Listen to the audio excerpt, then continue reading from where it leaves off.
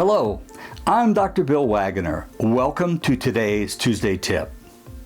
I thought I'd share a recently published study on parent and dentist satisfaction with primary anterior zirconia crowns. It was published in the online journal Children in May 2021 by Yanover and others.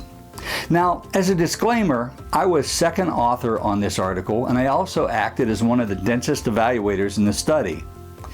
A second disclaimer is that we completed the clinical evaluations of this study 2 years prior to me taking the position of Chief Dental Officer with NuSmile, so I had no financial reason for any clinical bias during my evaluations.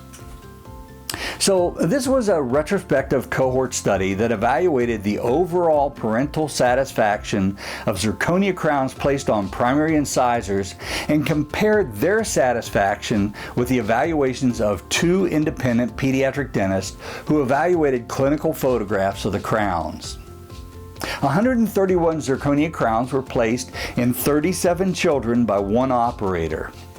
The children were 24 to 62 months of age and had the crowns placed either under oral conscious sedation, 78 crowns, or general anesthesia, 53 crowns.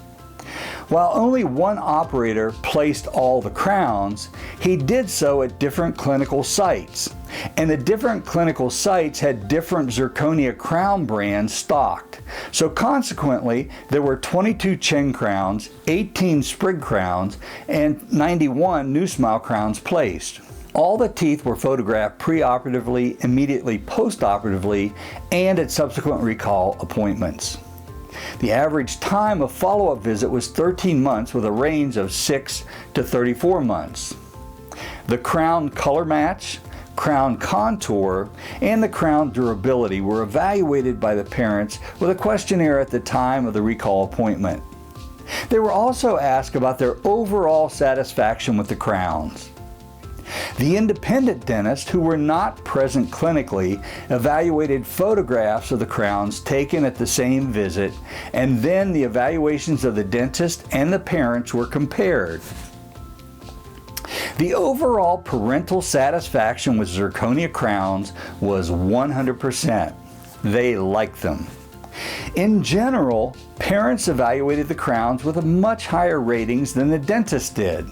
For instance, color match was rated excellent 84% of the time by parents, but only 36% of the time by the dentist. Crown contour was rated excellent by 97% of the parents, but only 55% of the time by the dentist. The durability was rated excellent by both groups in that there were no crowns that had cracked or had any lost material, and only one crown had debonded, which was easily replaced by re-cementing a new crown.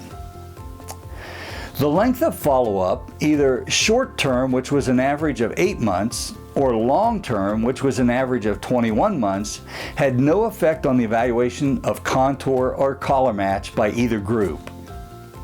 Now, originally it was hoped that there might be approximately equal numbers of each of the 3 brands of zirconia crowns, so that differences between the crown brands might have been evaluated. However, there was not equal distribution, nor enough Sprig and Cheng crowns placed to make any meaningful observations about the brands. The overall conclusions of this paper were that parents tended to be very satisfied by the color, the contour, the durability, and the overall performance of zirconia crowns on primary incisors. Additionally, parents tended to be far less critical of the crowns than independent dentist evaluators.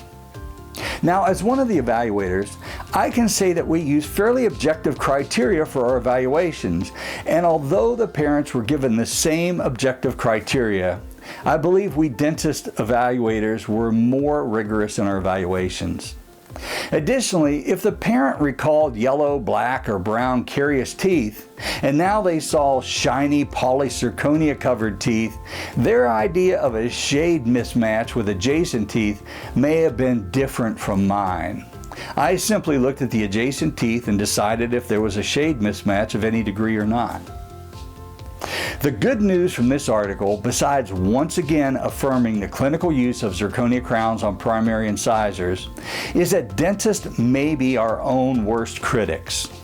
Where we see small flaws or misalignments, most parents only see a dramatic improvement in their child's smile. Well, that's all for now.